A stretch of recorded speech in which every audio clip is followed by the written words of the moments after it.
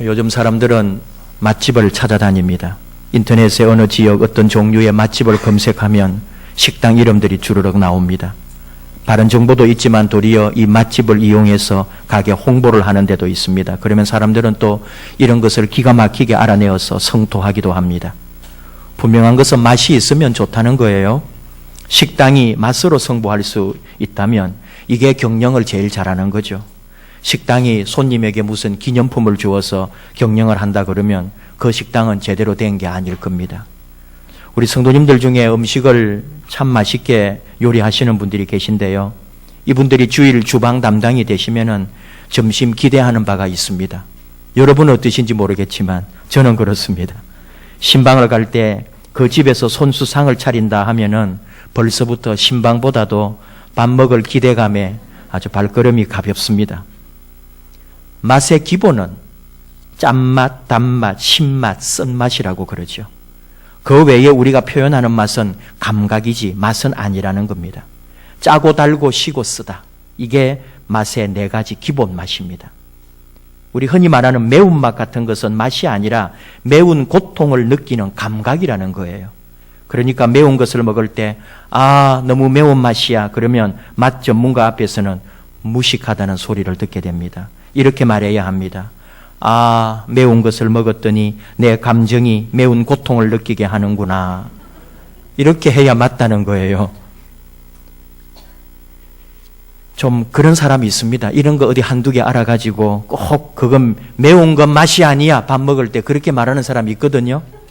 그때 우리는 이렇게 말해 줍시다. 그래, 맛을 아는 고상한 너희들끼리 잘 먹고 잘 살아라. 우리는 무식해서 얼큰하고 맵고 구수한 거 먹으러 간다. 비유적으로 사람들에게도 맛이 있어요. 맛있는 사람. 어떤 사람이 맛있는 사람일까요?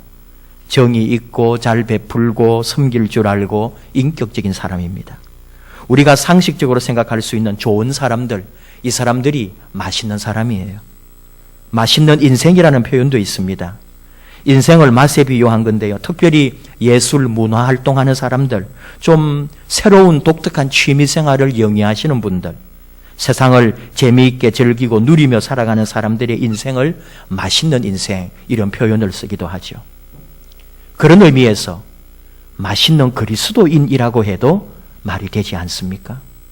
설교 준비를 하다가 오늘 설교 제목을 맛있는 그리스도인이라고 했으면 설교의 방향이나 제가 나름대로 뭘 하기가 더 좋았을 텐데 하는 생각을 많이 했어요.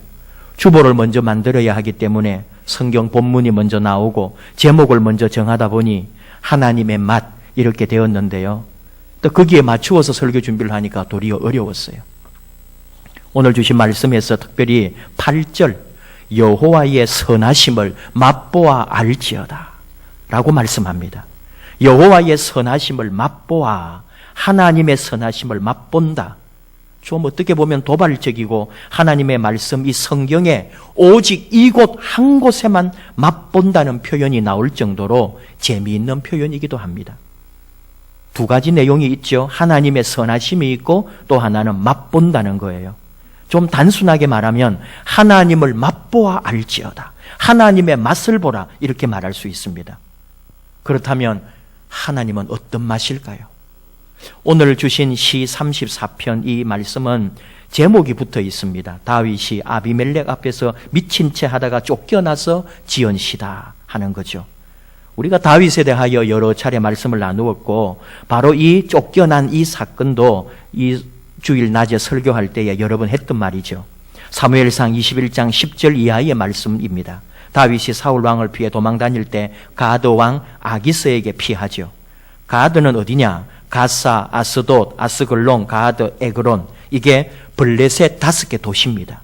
적국 블레셋 중심 도시 중 하나인 가드로 망명을 한 거죠. 우리는 블레셋으로 망명했다 이렇게 표현하기도 합니다. 가드 입장에서 볼 때 다윗은 이용 가치가 있으면서도 위험천만한 인물입니다. 다윗을 잘 대접해서 이 다음에 양국의 발전을 모색하자 하는 쪽도 있을 것이고 또 한쪽은 분명 저 다윗이 어떤 의도를 가지고 망명했을 거다. 유대의 차기 실권자가 될 수도 있는데 신중하게 다루지 않으면 우리가 큰일을 당할 수 있다. 갑론을박하다가 결국은 이 가드가 다윗을 위험 인물로 취급을 하고 그렇게 위험 인물로 간주하고 다윗을 추방하려고 하는 거죠. 또는 다윗을 제거하려고 했는지도 모릅니다. 이것을 다윗이 알아채고 자신이 음모를 품고 침투해 온 자가 아닌 것을 보여주려고 했잖아요. 사무엘상 21장 13절 이하. 그들 앞에서 그의 행동을 변하여 미친 채 하고 대문짝에 그적거리며 침을 수염에 흘림에 아기스가 그의 신하에게 이르되 너희도 보거니와 이 사람이 미치광이로다. 어찌하여 그를 내게로 데려왔느냐? 내게 미치광이가 부족하여서 너희가 이 자를 데려다가 내 앞에서 미친 짓을 하게 하느냐? 이 자가 어찌 내 집에 들어오겠느냐 하니라. 우리가 이 이야기를 잘 알잖아요.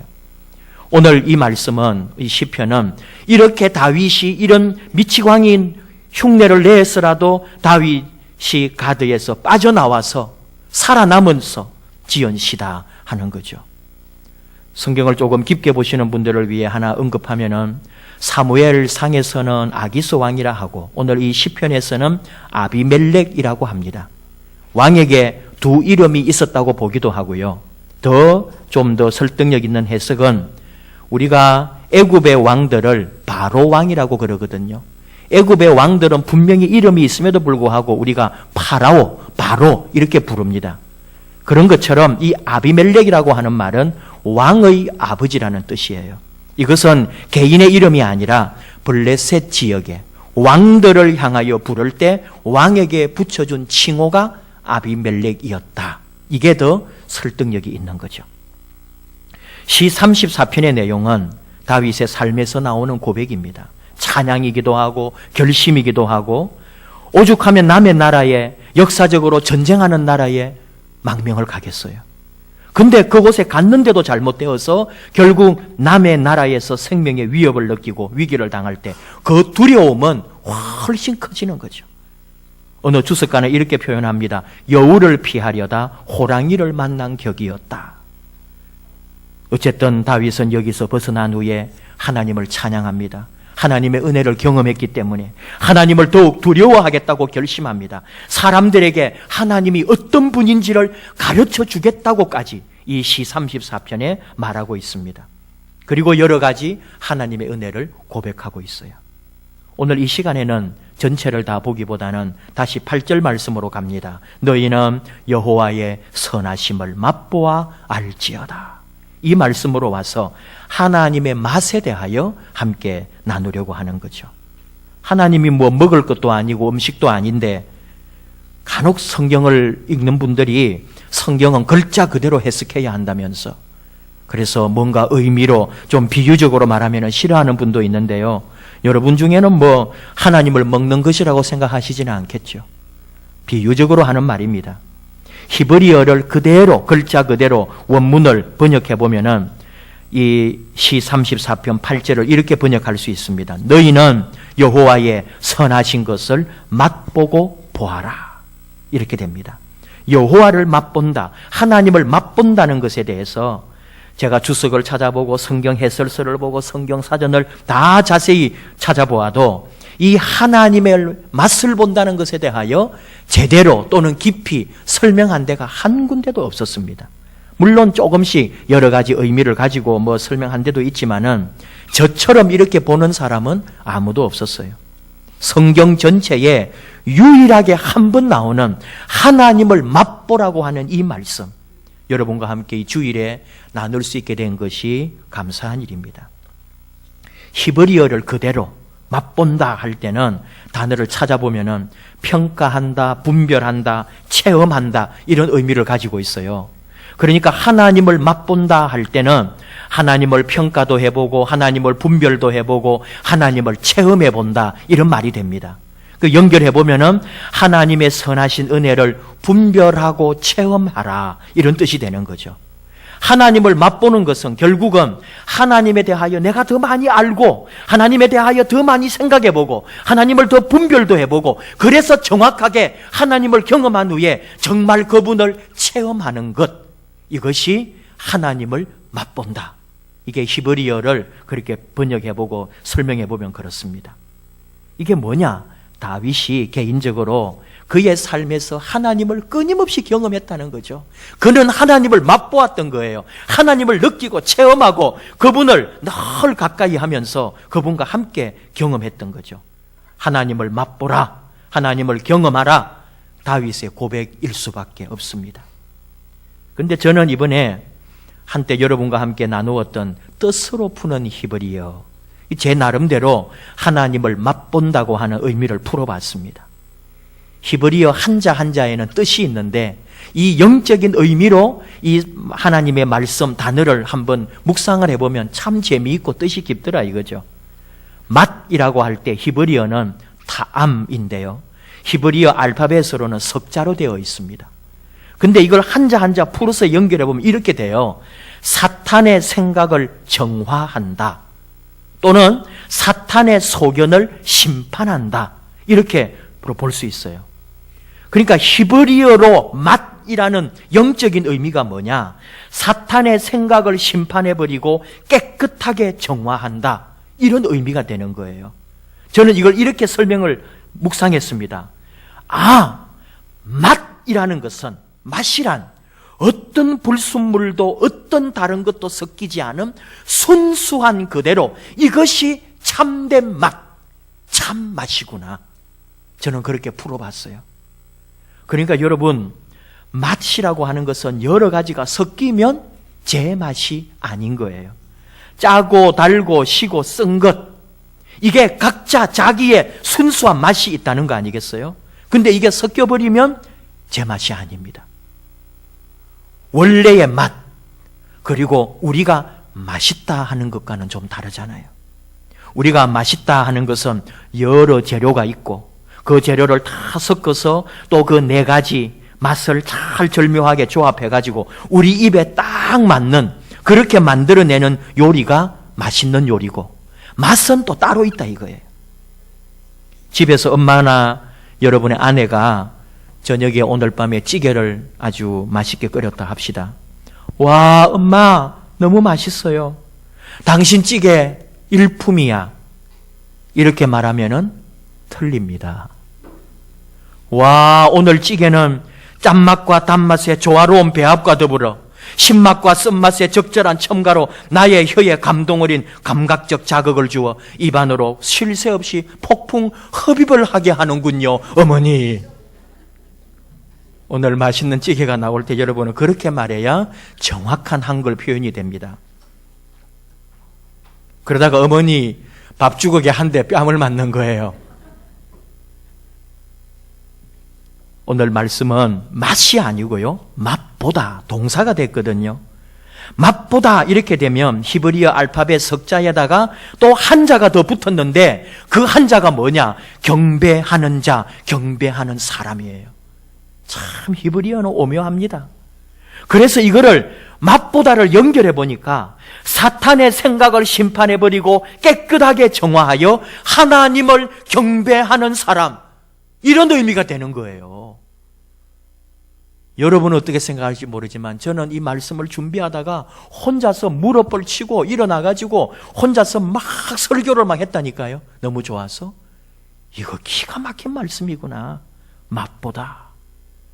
결국 전체로 한번 연결해 보면 너희는 하나님의 선하심을 다른 어떤 것도 섞지 말고 깨끗하게 정화하여 하나님만 경배하는 자가 되어라. 이것이 하나님을 맛본다. 선하신 하나님을 맛본다, 그런 뜻이 되는 거예요. 이거는 뭐 주석에도 나오는 게 아니고 작년에 제가 뜻으로 푸는 히브리어를 접하고 여러분과 작년에 한번 몇 차례 이런 말씀을 나누고 설명한 적이 있는데 이번에 제가 이렇게 한번 말씀을 풀어봤어요. 하나님을 맛본다. 성경에 유일하게 나오는 맛본다는 말씀이고, 저도 오늘 맛본다는 해석을 세상 어디에도 없이 우리 교회에서 저만의 해석법으로 여러분과 함께 나누었는데 크게 말씀에 벗어나지는 않고요, 꽤 잘된 해석같이 여겨집니다. 근데 조금 더 생각해 봅니다. 하나님을 맛본다는 것은 뭘까? 하나님을 경험한다, 하나님을 체험한다, 하나님을 경배한다, 이런 의미로 해석할 수가 있는데 여기에다가 좀 더 다양하게 하나님을 맛본다 하는 의미를 한번 생각해 보는 거죠. 하나님을 맛본다 할 때는 이게 아주 깊은 경험입니다. 과일 하나만 먹어도요, 그걸 우리가 맛본다 할 때는 그걸 먹습니다. 내 몸속에 집어넣습니다. 소화시킵니다. 내 몸의 일부가 되는 거잖아요. 하나님을 맛본다고 하는 것도 마찬가지로 하나님을 먹음으로 나는 하나님 안에, 하나님은 내 안에, 그리고 하나님은 나와 더불어 항상 나와 함께하고 계시다. 이것을 내가 늘 체험하고 경험하고, 그래서 하나님을 경배하고 하나님과 더불어 살아가는 삶, 이것이 하나님의 맛을 본다는 거예요. 하나님을 더 알아가는 것, 하나님을 더 느끼는 것, 하나님을 더 누리는 것, 하나님의 그 달고 오묘한 말씀을 더 알고 싶고 깨달아지는 것, 그리고 이런 것들이 다 묵혀져서 그 하나님의 놀라운 은혜 앞에 우리는 경배할 수밖에 없는 존재, 이것이 하나님의 맛을 보는 삶이다 하는 거죠. 호세아 선지자를 통해 하나님 말씀했습니다. 호세아 6장 1절에서 3절, 오라 우리가 여호와께로 돌아가자. 여호와께서 우리를 찢으셨으나 도로 낫게 하실 것이요 우리를 치셨으나 싸매어 주실 것임이라. 여호와께서 이틀 후에 우리를 살리시며 셋째 날에 우리를 일으키시리니 우리가 그의 앞에서 살리라. 그러므로 여호와를 알자. 힘써 여호와를 알자. 여호와를 알자 하는 것, 이게 바로 여호와를 경험하고 체험하고 그분과 함께 누리는 거거든요. 바로 여호와를, 하나님을 맛보는 거예요. 우리가 하나님을 알고자 할 때, 그분을 경험하고자 할 때, 그분과 함께 하고자 할 때 하나님을 맛보는 것이다 하는 거죠. 짜고 달고 시고 쓴맛 가운데 하나님은 어떤 맛일까요? 설교를 준비하면서 그런 생각을 했어요. 하나님은 이 네 가지 맛 중에 어느 맛에 가까울까? 단맛에 가깝기를 바라는데 그러지는 않은 것 같아요. 하나님은 이 네 가지 맛을 다 고루고루 가지고 계신 분. 짜다 하는 것, 하나님 짠돌일까요? 그런 짠다? 아니에요. 짜다는 것은 간을 맞추는 것이거든요. 음식의 마지막 맛의 판가름은 간에 있지 않을까요? 아무리 육수가 좋아도, 아무리 재료가 좋아도 간이 맞지 않으면 우리는 그거 보고 맛있다 그러지 않아요. 간이 맞아야 돼요. 짠맛이라는 것은 그 간의 조화거든요. 다시 말하면 우리 하나님은 그런 분이세요. 우리에게, 우리 삶에 간이 다 맞게 해주시는 분, 내 인생의 삶에 간이 다 맞게 해주시는 분, 우리 하나님은 그런 분이 아니실까? 최고의 인생의 맞춤, 우리 인생을 그렇게 맞추어 주시는 하나님. 단맛 말로 할 필요도 없는 거죠. 우리 하나님은 달콤하신 분, 꿀송이보다 달콤한 하나님의 말씀, 썸물을 단물로 바꾸어 주시는 하나님, 우리의 인생을 달콤하게 변화시켜 주시는 하나님, 젖과 꿀이 흐르는 땅으로 인도하시는 하나님. 우리 하나님은 우리 인생을 달게 만들어 주십니다. 하나님에게 신맛도 있는 것 같아요. 신맛은 입맛이 살게 하고 군침이 돌게 하고 우리를 신선하게 합니다. 우리가 의기소침해 있을 때, 낙심할 때, 아파할 때 톡톡 튀도록, 우리로 하여금 생기 발랄하도록, 새콤하도록 하나님이 우리를 붙들어 주신다는 거죠. 그분의 그 새콤한 맛이 우리로 하여금 다시 한번 통통통 튀게 해주시고 주저앉아 있지 않고 다시 일어나게 해주신다는 거죠. 하나님의 쓴맛도 있습니다. 쌉싸래한 그 맛, 입맛을 돌아오게 합니다. 살맛이 없을 때 하나님의 그 쓴 교훈이, 하나님이 한 번씩 우리를 징계하시는 그 말씀이 우리로 하여금 다시 변화되게 하시더라 이거예요. 인생이 깊어져야 알 수 있는 거죠. 젊은 사람들은, 어린 사람들은 하나님의 징계를 아프다고만 합니다. 그런데 살아본 사람은 하나님의 그 쓴소리를, 하나님의 징계를 우리에게 주신 선물로 해석해낼 수 있다 이거예요. 하나님의 이 오묘한 맛, 우리가 함께 누리기를 원합니다. 그리고 하나님은 우리에게 무엇을 말씀하실까요? 하나님의 맛을 보라고, 하나님을 맛보라고 하시는 우리 하나님은 오늘 우리에게, 저와 여러분에게 한 가지를 말씀해 주시는 것 같습니다. 내가 너희를 맛보게 한 것처럼 너희도 세상에서 맛을 보여주어라. 너희도 세상에 가서 맛을 내는 자가 되어라. 주님이 말씀하셨어요. 너희는 세상의 소금이라. 소금이 그 맛을 잃어버리면 무엇에 쓰겠느냐? 하나님은 그를 자신을 우리가 맛보게 하시고 그분은 또 우리를 이 세상 가운데 맛있는 사람으로, 맛있는 그리스도인으로 누군가에게 맛있는 걸 줄 수 있는 사랑의 언어를, 기도의 격려를 안아주고 도와주고 나누어주는 그 자비를 베푸는 맛있는 그리스도인, 달콤한 그리스도인, 그리스도인의 맛을 전하는 하나님의 자녀가 되라고 오늘 우리에게 말씀하고 계십니다. 기도하십시다.